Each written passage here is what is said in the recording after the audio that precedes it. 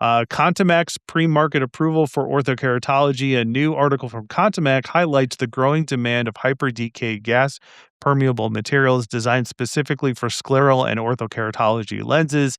The company's Optimum Infinite material combines a reported 180 DK oxygen permeability with high rigidity and surface wettability, aiming to address long-standing trade-offs between oxygen transmission, flexure resistance, and manufacturability in specialty contact lens design.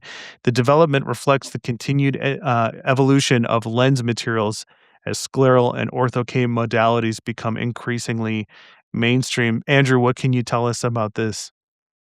I love it. There's no downside to it. Contamac's a great company. They make great products, and we've been using Infinite for years in scleral lenses. And so, it, there is no downside to having this as an approved option for Ortho-K.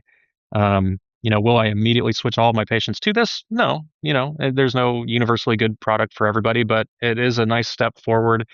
It does provide reassurance and the ability to use this. A lot of platforms limit you to only use approved polymers for overnight wear, which is understandable. And so this adds to your options there.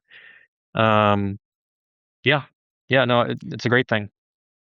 Remember, these approved polymers that Andrew was referring to are ancient materials that were approved 20 years ago. Equivalence to they're not even stable. And the stuff that we ended up using, which was a lot better, never got approved. This is a PMA. Guys, this is celebrating time. When was the last time you saw a PMA in an Ortho-K related lens product, right? Good for Contamac. Man, they only got his PMA on, finally taking us out of the woods here in this field with finally an approved material for overnight. Other than Menicon Z and Paragon, right, 100, we were, in the wilderness. And so I applaud them for this. I think this is one of the most amazing things. It's put a big smile on my face. Thank you, Contamac. But it's going to help immensely. Amen.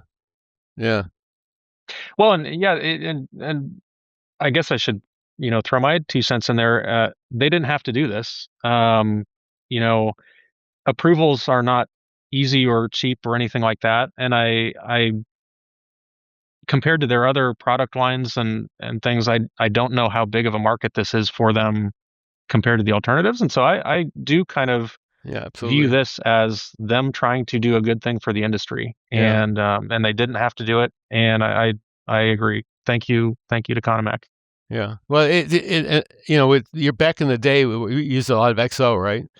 And XO was approved in Europe for overnight wear, but B&L never went through the process in the States. So we were left with, okay, you're wearing it overnight, but you don't have an approved material for that.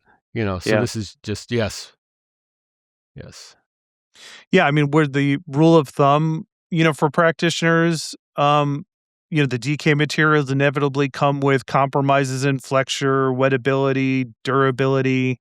Are we going to be entering an era where those trade-offs they just disappear, or will they always be there?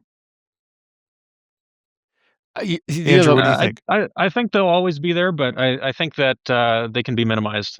So I think it's kind of both. Yeah, the most advanced materials, unfortunately, they used to ask us back in the day, because I dealt with PMMA lenses, that would last 25 years. They were wearing these lenses for 25 years. And then they wanted to know why the new gas permeable lens materials wouldn't last, 6 to 12 months. We had to change them again. It's just a trade-off, right? I mean, just high-tech products, they had to take better care of them. You have to use the right solutions. God, we can get started on this, guys, because these higher DK solutions demand, the stuff that's out there is scary for some of these, materials, because, it's like a camera lens. You're not going to use just anything to clean the lens, to take care of it. So, that's a whole nother discussion. Let me tell you, what our patients are facing, and if they don't get the guidance from us, and what solutions they should and should not use. Yeah, is it fair to look at it that the current GP materials just simply were never designed for the, demands of modern modalities? Is that a fair point to make? Oh gosh, the Z material from Menicon, 30 days. Okay, I had patients wearing it 30 days, no problems. with the with the Z.